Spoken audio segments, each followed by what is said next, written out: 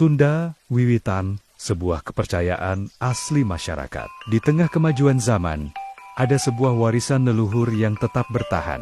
Sunda yang mengajarkan keseimbangan dengan alam dan penghormatan kepada leluhur. Sejarah dan kepercayaan. Sunda Wiwitan berarti Sunda yang asli.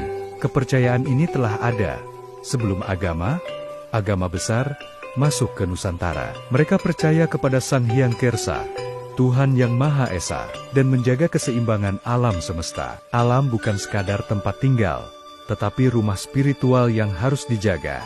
Setiap gunung, sungai, dan pohon memiliki energi kehidupan, ritual, dan tradisi. Sunda Wiwitan memiliki ritual unik seperti Serentaun, upacara syukur atas panen, serta Kawalu, puasa masyarakat Baduy untuk kesejahteraan desa. Mereka juga menjalankan Ngabumbang, ritual penyucian diri untuk membersihkan jiwa dan raga, tantangan dan perjuangan.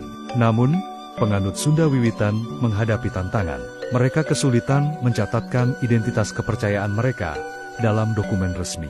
Hingga akhirnya, pada tahun 2017, Mahkamah Konstitusi memberi hak bagi mereka untuk diakui. Sunda Wiwitan bukan hanya kepercayaan, tetapi juga cara hidup, warisan yang mengajarkan kita untuk hidup selaras dengan alam, menghormati leluhur,